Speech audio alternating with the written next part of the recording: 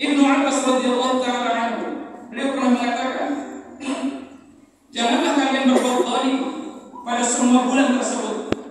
Kemudian Allah mengkhususkan 4 bulan dari 12 bulan yang ada dan menjadikannya bulan yang haram dan mengagungkan kehormatannya serta menjadikan dosa padanya lebih besar dari amal dan amal soleh serta pahalanya juga akan dilipat gandakan lebih besar.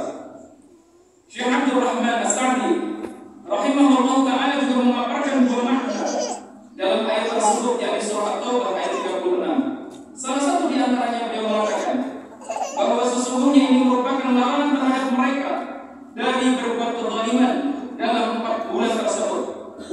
Apalagi disertai adanya larangan berbuat zalim pada setiap waktu, tujuannya untuk menegaskan bertambahnya tingkat keharamannya, dan karena perbuatan zalim di dalam bulan tersebut lebih parah, lebih berat siksaannya dibandingkan bila dikerjakan di bulan-bulan lain. Dan satu hal yang lain, ketika seseorang masuk di bulan Rajab, salah satu bulan yang haram, pada bulan haram tersebut seorang hamba harus tetap mewaspadai bisikan syaitan yang akan selalu melancarkan tipu daya, godaan, dan hal-hal yang membuat manusia mengakibatkan mereka dalam bulan ini santai-santai saja, membuang-buang waktu dan menganggap bahwa waktu bulan Rajab sama seperti waktu-waktu yang lain. Rasulullah SAW memberitahukan kepada kita bahwa setan yang terkutuk ini telah duduk di setiap pintu kebaikan, lalu memalingkan setiap manusia dari kebaikan tersebut dan menghalang-halangi manusia untuk berbuat kebaikan.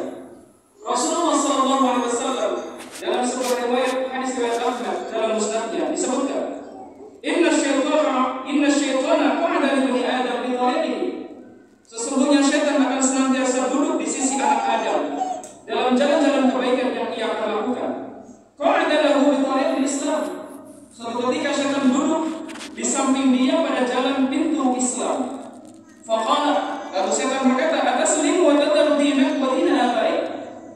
Wahai Tuhan, apakah benar-benar kau akan masuk ke dalam Islam dan akan meninggalkan agamamu dan meninggalkan agama nenek moyangmu? Dia mengganggu seperti itu. Lalu Nabi SAW menyebutkan, fa'asahu waslama. Lalu orang ini ketika digoda, dia bermaksiat kepada iblis, bermaksiat kepada syaitan, tidak menghiraukannya, dan dia tetap kokoh di dalam Islamnya.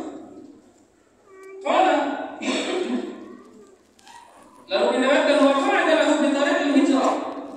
Lalu setan akan duduk pada pintu hijrah. Faqala, lalu setan akan bertanya kepada orang tersebut, aku haji wa tadaru ardaka wa sama'. Apakah kau benar-benar akan berhijrah, sedangkan kau akan meninggalkan duniamu, hartamu, kedudukanmu? Lalu farasahu wa hajara, dia pun membiarkan perkataan syaitan dan dia tetap kokoh dalam hijrah untuk berbuat kebaikan. Thumma qa'ada lahu bi tariqil jihad. Dan yang terakhir, syaitan akan duduk pada pintu jihad.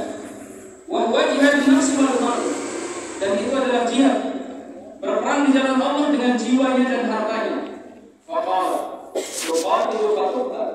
Wahai Tuhan, syaitan mengatakan, wahai Tuhan, kamu akan saling bunuh-bunuh nanti di medan pertempuran, dan kamu nanti akan mati terbunuh di medan pertempuran tersebut. Faturka wal mar'atu wa yuqassamul mal. Sedangkan istrimu nanti kalau kau mati akan dipersunting laki-laki lain, dan hartamu nanti akan dibagi-bagi. Inilah hal yang selalu ditakut-takuti oleh syaitan kepada seorang hamba. Hingga maksudnya adalah supaya orang itu tidak mau berjihad, takut istrinya nanti diambil oleh orang dan hartanya akan dibagi-bagi. Fa'asahu fajada. Orang ini pun tetap berjihad dan menghindar dan tidak menghiraukan perkataan syaitan. Maka Nabi SAW bersabda, qala Rasulullah SAW, fama fa'ala dzalika minhum famata. Maka siapapun di antara mereka yang melakukan hal itu, yakni mendurhakai perkataan syaitan, mengacungkan bisikan mereka, dan di bulan Rajab dia tetap kokoh untuk tetap berislam, untuk tetap berhijrah menuju yang baik, kemudian dia tetap berjihad fi sabilillah di jalan Allah dengan jiwa dan hartanya, lalu kemudian dia mati, kata Rasulullah SAW,